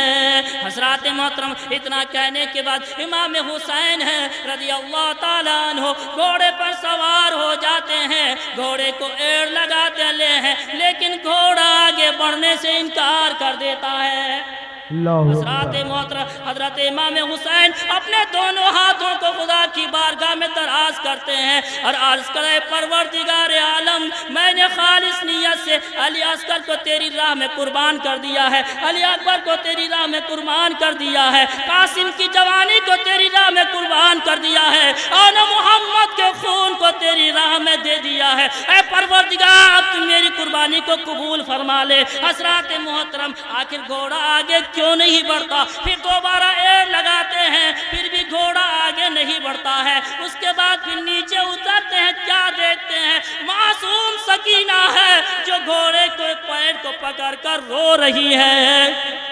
اللہ اکبر کبیرہ، میرے حسین ہے، اور نیچے اترتے ہیں اور حضرت سکینہ کو اپنی گود میں اٹھاتے ہیں اور فرماتے ہیں سکینہ علی اصغر تیرے سامنے چلے گئے، تم نے برداشت کر لیا، علی اکبر تیرے سامنے شہید ہو گئے، تم نے برداشت کر لیا، قاسم تیرے سامنے شہید ہو گئے، تم نے برداشت کیا، حضرت عباس علمبردار شہید ہو گئے، تم نے برداشت کیا، جب میری باری آئی تم نے گھوڑے کے پیر کو پکڑ لیا ہے، آخر وجہ کیا، راز کیا ہے، آخر تم برداشت کرو۔ بالمختصر حضرت سکینہ عرض کا ابا جان حضرت علی اصغر بھائی علی اصغر چلے گئے لیکن آپ کا سہارا موجود تھا، علی اکبر چلے گئے لیکن آپ کا سہارا موجود تھا، قاسم چلے گئے آپ کا سہارا موجود تھا، اے ابا جان آپ کے بعد میں کسے ابا جان کہہ کر پکاروں گی؟ جب میں روؤں گی تو مجھے کون منائے گا؟ مجھے میرے سر پر شفقت کا ہاتھ کون رکھے گا؟ اس لیے ابا جان میں علی اصغر کی قربانی کو برداشت کر سکتی ہوں، علی اکبر کی قربانی کو برداشت کر سکتی ہوں، قاسم کی قربانی کی برداشت کر سکتی ہوں، اور محمد کے خون کو برداشت کر سکتی ہوں، لیکن آپ سے الگ ہونا برداشت نہیں کر سکتی۔ حضرات محترم امام حسین ہے، حضرت معصوم سکینہ کو گود میں لیتے ہیں اور فرماتے ہیں اے معصوم سکینہ سنو سنو، اتنا دن سے تیری حفاظت کرنے والا علی اصغر تھا، جب وہ چلے گئے تو علی اکبر تھے، جب وہ چلے گئے تو قاسم تھے، جب وہ چلے گئے تو عباس تھے، جب وہ چلے گئے تو میں تھا، لیکن سنو سنو اتنے دن تک تیری حفاظت کرنے والا حسین کا خاندان تھا، لیکن آج کے بعد تیری حفاظت کرنے والا تیرے پروردگار عالم ہے، تیرا رب ہے۔ اتنا فرمانے کے بعد تاریخ بتاتی ہے، علماء بیان فرماتے ہیں کہ امام حسین رضی اللہ تعالی عنہ ہے، میدان رن میں چلتے ہیں، علماء تو یہاں تک بیان کرتے ہیں کہ ایک ایک کاٹ کر کے حضرات محترم نہر فرات تک پہنچ جاتے ہیں۔ حضرات جب گھوڑا نہر فرات میں اترتا ہے، اترنے کے بعد جیسے امام حسین اس پانی کو اپنے ہاتھ میں لیتے ہیں، چلو میں لیتے ہیں پینے کے لیے، 6 ماہ کا علی اصغر یاد آ جاتا ہے، علی اکبر کی جوانی یاد آ جاتی ہے، قاسم کی جوانی یاد آ جاتی ہے، عباس یاد آ جاتے ہیں، اور دیگر لوگ شہداء کرام یاد آ جاتے ہیں کہ اسی پانی کے لیے 6 ماہ کے علی اصغر چلے گئے، اسی پانی کے لیے قاسم کی جوانی چلی گئی، اسی پانی کے لیے علی اکبر کی جوانی چلی گئی، اسی پانی کے لیے محمد چلے گئے، اسی پانی کے لیے عباس علمبردار چلے گئے۔ اے حسین تم کیسے اس پانی کو پیو گے؟ علی اصغر کو چھوڑ کے اس پانی کو کیسے پیو گے؟ علی اکبر کو چھوڑ کے اس پانی کو کیسے پیو گے؟ اور قاسم کو چھوڑ کر اس پانی کو کیسے پیو گے؟ تاریخ بتاتی ہے کہ میرے حسین نہر فرات کے پانی کو پیتے نہیں، اوپر ڈال دیتے ہیں۔ اسی میں تو شاعر کہتا ہے کہ تاریخ میں پانی کی پہلی شکست ہے، جی بے شک، تاریخ میں پانی کی یہ پہلی شکست ہے۔ بالمختصر حضرات محترم امام حسین دوبارہ آتے ہیں ان یزیدیوں سے، پھر شروع ہوتا ہے۔ بالمختصر حضرات محترم جب زخم پر زخم کھاتے ہوئے، نیزوں برچھیوں اور تیروں کا زخم کھاتے ہوئے، علماء بیان فرماتے ہیں 1 نہیں 2 نہیں 3 نہیں 4 نہیں 72 زخم لگے تھے امام حسین کے جسم اقدس پر۔ حضرات محترم جب گھوڑے سے نیچے آئے، حضرات ہم امام حسین کے حق میں ان کی شان میں یہ نہیں کہہ سکتے کہ جب حسین گھوڑے سے نیچے گر پڑے، حسین گھوڑے سے نیچے آئے حضرات محترم تو اس وقت بھی رکوع اور سجدے کے بل ہی آئے تھے۔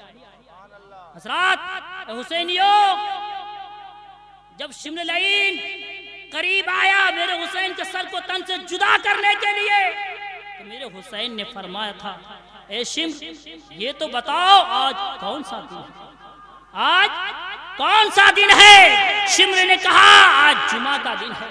میرے حسین نے فرمایا اے شمر یہ تو بتاؤ ابھی لوگ کیا کر رہے ہیں؟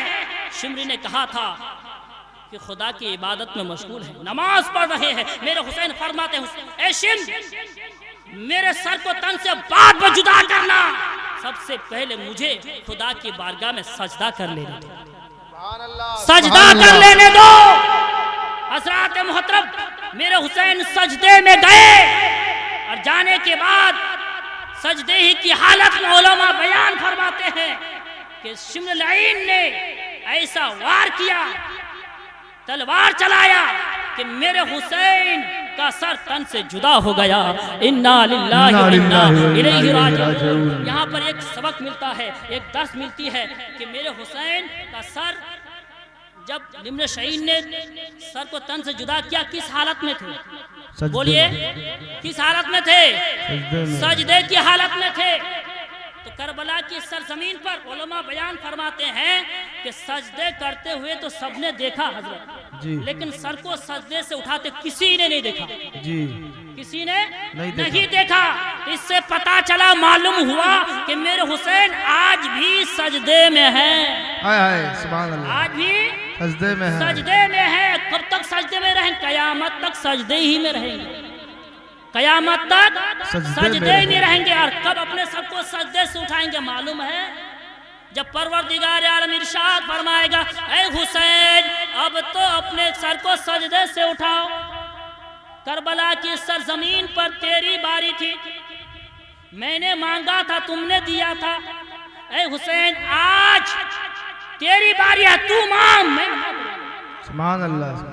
اے حسین کربلا کی سرزمین پر میری باری تھی، میں نے مانگا تھا تم نے دیا تھا، میں نے چھما کے علی اصغر کو مانگا تم نے دے دیا، میں نے علی اکبر کی جوانی کو مانگا تم نے دے دیا، میں نے قاسم کی جوانی کو مانگا تم نے دے دیا، میں نے عرب عباس کا سر کو مانگا تم نے دے دیا، میں نے آن محمد کے خون کو مانگا تم نے دے دیا۔ اے حسین کربلا کی سرزمین پر میری باری تھی، آج تیری باری ہے، تو مانگ میں عطا کروں گا۔ حضرات محترم جو اللہ فرمائے گا تب اللہ کے فرمان کے بعد امام حسین عرض کریں گے اے پروردگار عالم، اے حسینیوں خوش نصیب ہو آپ، کل قیامت کے میدان میں امام حسین چھ ماہ کے علی اصغر کا بدلہ یہ نہیں مانگیں گے، علی اکبر کی جوانی کا بدلہ نہیں مانگیں گے، قاسم کی جوانی کا بدلہ نہیں مانگیں گے، بلکہ عرض کریں گے اے پروردگار اگر تو چھ کے علی اصغر کا بدلہ دینا چاہتا ہے، علی اکبر کی جوانی کا بدلہ دینا چاہتا ہے، قاسم کی جوانی کا بدلہ دینا چاہتا ہے، عباس علم بردار کے سر کا بدلہ دینا چاہتا ہے، اور محمد کے خون کا بدلہ دینا چاہتا ہے، تو اے پروردگار تم میرے نانا کے گنہگار امت کی بخشش فرما دے۔ سبحان اللہ، سبحان اللہ، سبحان اللہ۔ تو حضرات محترم میرے کہنے کا مقصد یہ ہے کہ جس حسین نے کربلا کی سرزمین پر بھی ہمیں نہیں بھولا کیا، اور قیامت کے میدان بھی ہمیں نہیں بھولیں گے، تو لہٰذا ہمیں بھی چاہیے کہ ہم امام حسین کو بھی کبھی نہ بھولیں، ان کی یاد میں ہر سال محفل سجاتے رہیں۔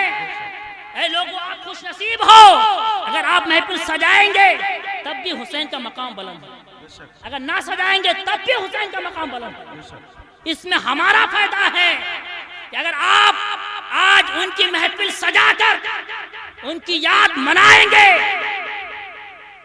اور دنیا والا دیکھیں گے کہ آج بھی فلاں محلہ میں حسین کے غلام موجود ہیں، تو میرا یہ دعویٰ ہے کہ کل قیامت کے میدان میں آج اگر آپ غلام ہونے کا محفل سجا کر حق ادا کریں گے تو کل قیامت کے میدان میں میرے حسین 6 ماہ کے علی اصغر کے خون کے بدلے میں، علی اکبر کے خون کے بدلے میں آپ کے گناہوں کی بخشش فرما کر مالک ہونے کا حق ادا فرمائے گا۔ سبحان اللہ، سبحان اللہ۔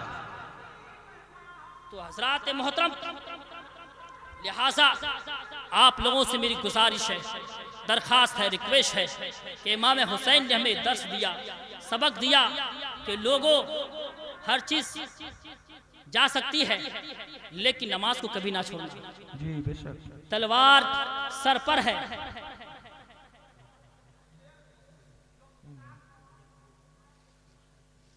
درود پہ اللہم صلی علی سیدنا مولانا محمد بارک وسلم صلو علیہ صلاۃ و سلام علیکہ یا رسول اللہ صلی اللہ تعالی علیہ وسلم۔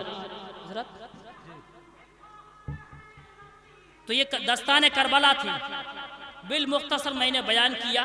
حضرات، میرے آنے کے بعد مجھ سے کسی نے کہا کہ ہمارے علماء نماز کے متعلق، والدین کے متعلق تقریر نہیں کرتے۔ جی ایسی بات نہیں ہے، ہمارے علماء والدین کے بارے میں تقریر کرتے ہیں، نماز کے متعلق بھی تقریر کرتے ہیں، ہم سنتے ہیں لیکن عمل نہیں کرتے۔ تو اے نوجوانوں، اپنے والدین کی عزت کرو۔ اللہ نے ارشاد فرمایا وَبِالْوَالِدَيْنِ احسانا، جی وَبِالْوَالِدَيْنِ احسانہ، احسانا۔ حضرت کو ترجمہ معلوم ہے لیکن آپ کے لیے اصطلاحی ترجمہ بیان کرتا ہوں۔ جی کیا کہ ماں باپ کی خوشی حاصل کرو، بے شک ماں باپ کی خوشی خوشی حاصل کرو۔ حضرات محترم، امام حسین کے نقش قدم پر چلیے اور ماں باپ کی خوشی حاصل کیجئے۔ قرآن نے اعلان کیا وَبِالْوَالِدَيْنِ احسانا، روسی آیت مبارکہ میں ہے اُفٍّ لَكُمَا، بے شک پھر لکم، ان دونوں کو اف کہنے کا حق نہیں ہے۔ ہاں، جی یعنی اف جو نکلتا ہے، بولیے اف خوشی سے نکلتا ہے تکلیف سے؟ تکلیف سے زور سے بولو۔ اے خاموش مزاجی تجھے جینے نہیں دے گی، خاموش مزاجی تجھے جینے نہیں دے گی۔ اگر اس دور میں جینا ہے تو کوہرام مچا دو۔ کیا بات ہے۔ ارے ہم تو زندہ ہیں، قاری ملت زندہ کہیے سبحان اللہ، سبحان اللہ، مجاہد ملت زندہ، سبحان اللہ، اعلی حضرت زندہ، سبحان اللہ، ولی زندہ، صحابی زندہ، نبی زندہ۔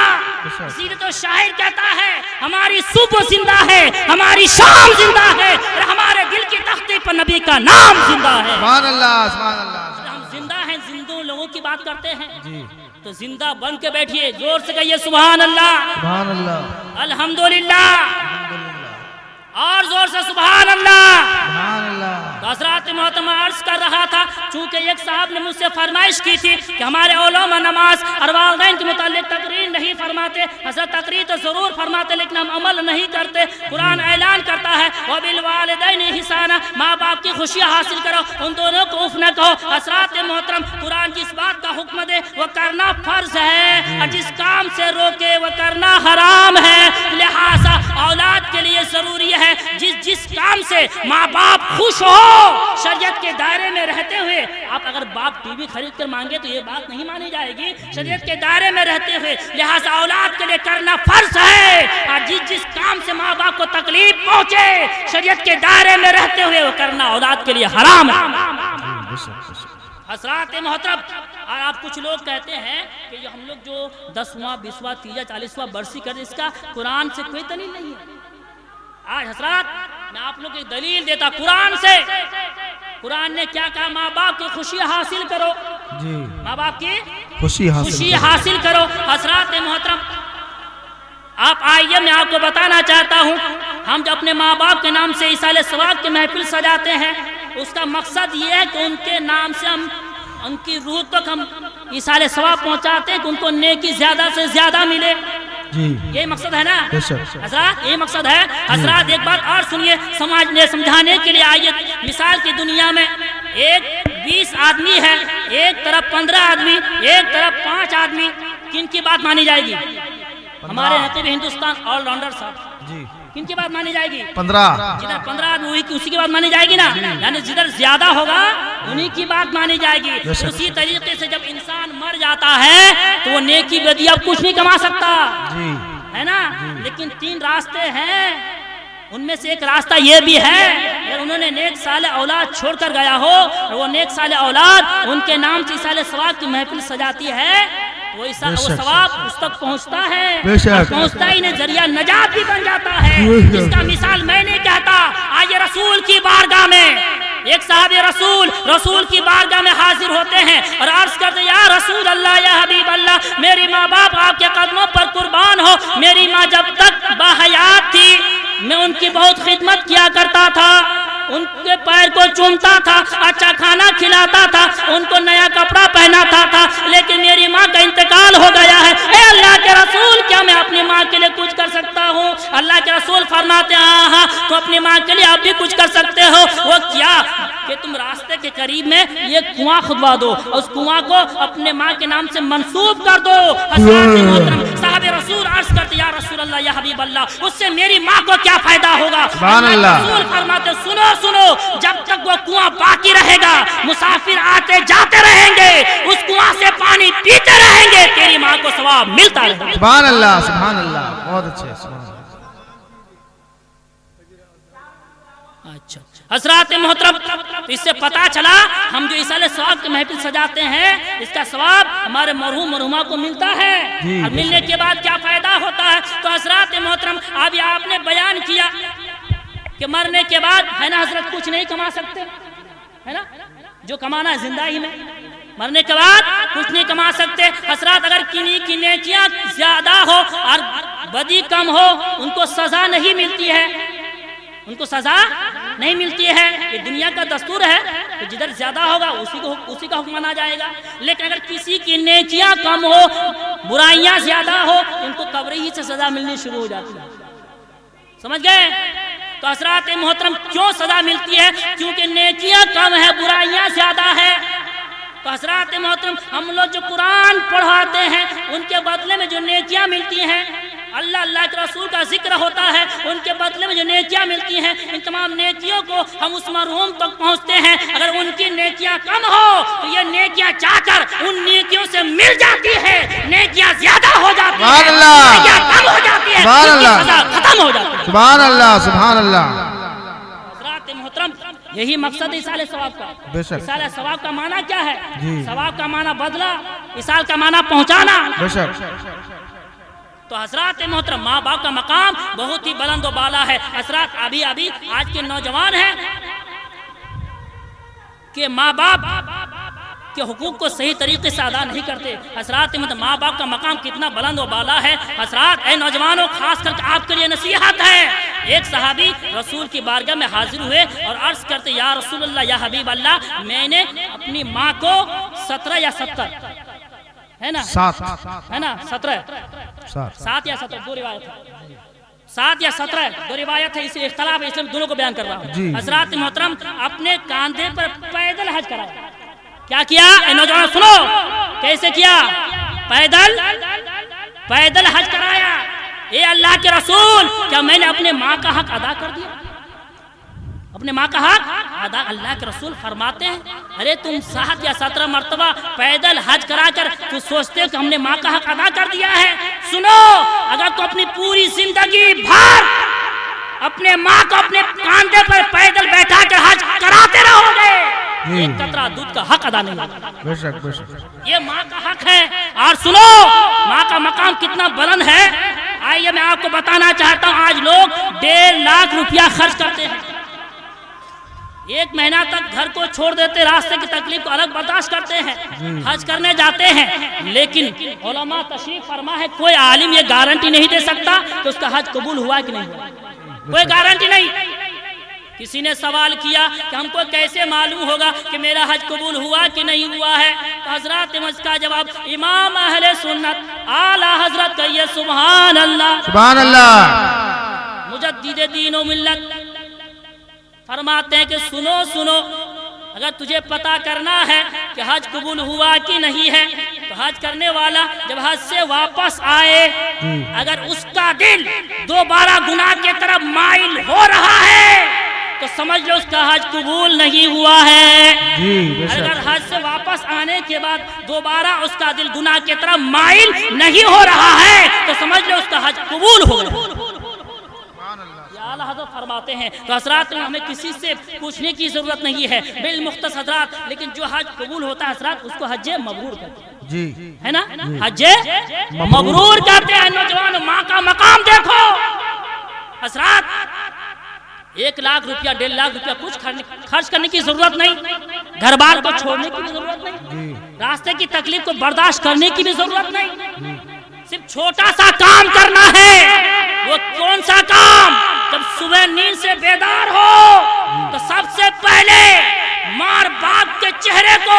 मोहब्बत की नजर से देख लो, हज मबरूर का सवाब मिल जाएगा। सुभान अल्लाह, सुभान अल्लाह, सुभान अल्लाह। हज मबरूर का सवाब मिल जाएगा।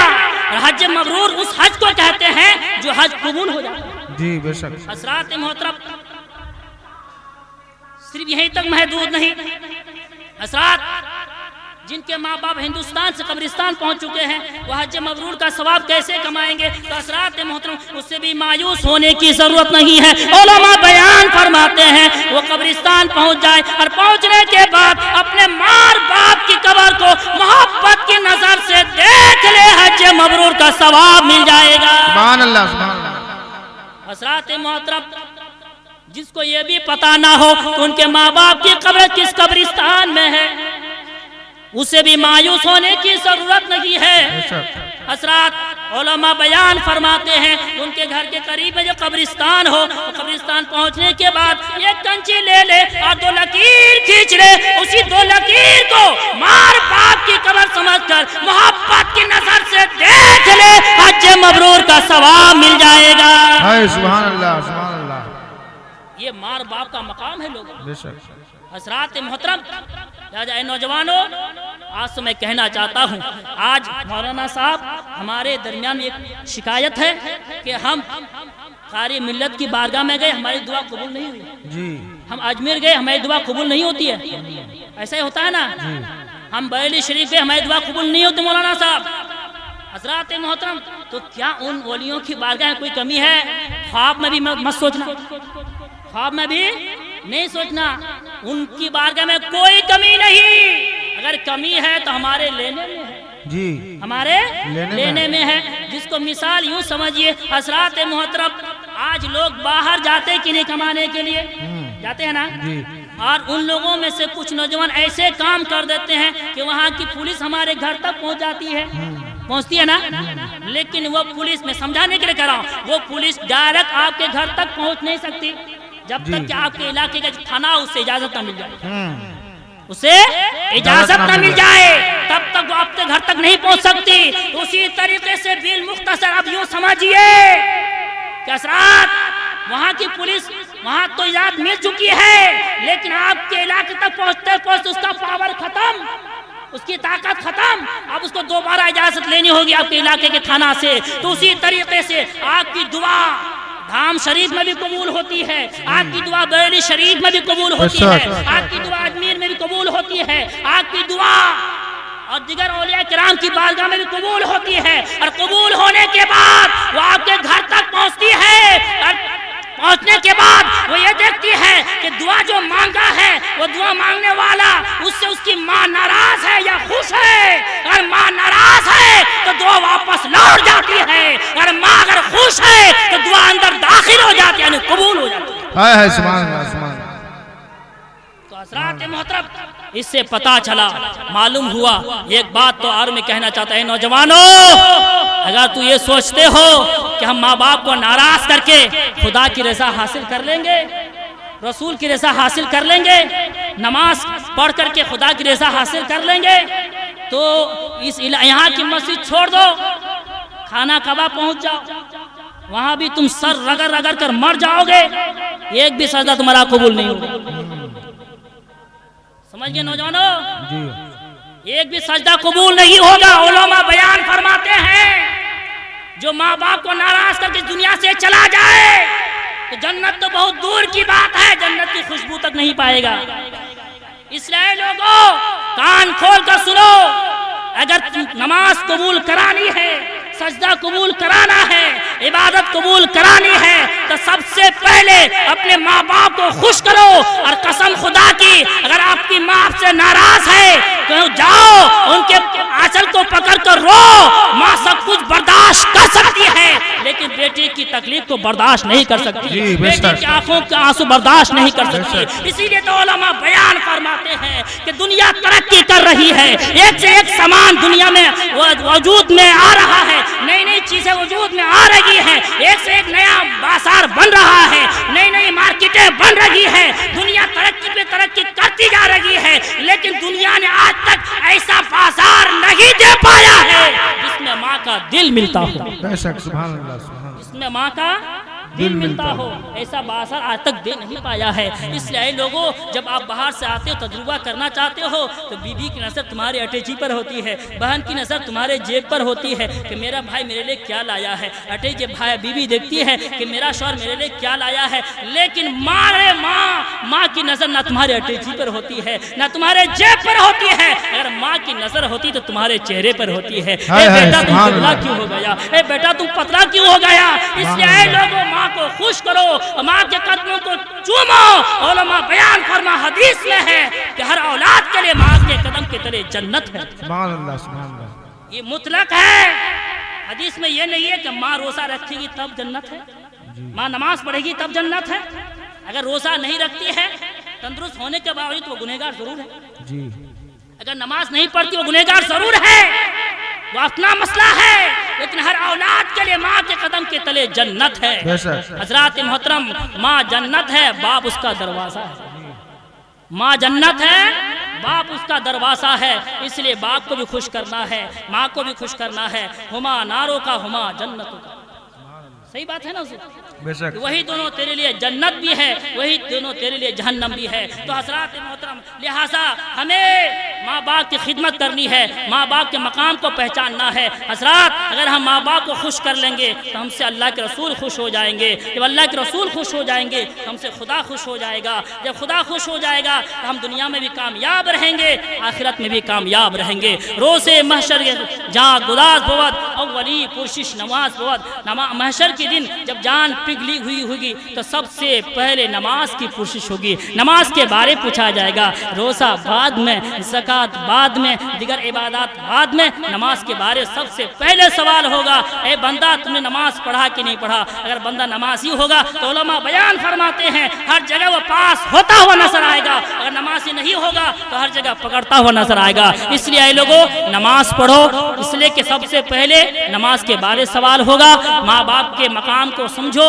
ماں باپ کا ادب کرو۔ حضرات محترم، اسی چند باتوں پر میں اپنی گفتگو کو ختم کرنا چاہتا ہوں۔ پروردگار عالم کی بارگاہ میں دعا ہے، پروردگار عالم ہم سبوں کو اور خاص کر کے میری ماں اور بہنوں کو صراط مستقیم پر چلنے کی توفیق اور رفیق عطا فرمائے۔ اور حضرات میری ماں بہن، آپ کا مقام بہت ہی بلند و بالا ہے، آپ اپنے مقام کو سمجھیے۔ اور حضرات ایک گارجن سے میری گزارش ہے کہ کل قیامت کے میدان میں علماء بیان فرماتے ہیں کہ اگر ایک عورت جہنم میں جائے گی تو 3 آدمی کو ساتھ میں جہنم لے جائے گی، اگر جنت میں جائے گی 3 آدمی کو ساتھ میں جنت لے جائے گی۔ وہ کیسے ہے سماعت فرمائیے۔ حضرات محترم، تو کل قیامت کے میدان میں پروردگار عالم ارشاد فرمائے گا، اے عورت تم نے نماز نہیں پڑھا، اے عورت نماز نہیں پڑھی، روزہ نہیں رکھا، تم جہنم چلی جا۔ عورت نہیں جائے گی، عرض کرے گی مولا تم نے ہم عورتوں کو ناقص العقل بنایا تھا، جب میں باپ کے گھر تھی تو میرا باپ مجھے کبھی نماز پڑھنے کے لیے نہیں کہتا تھا،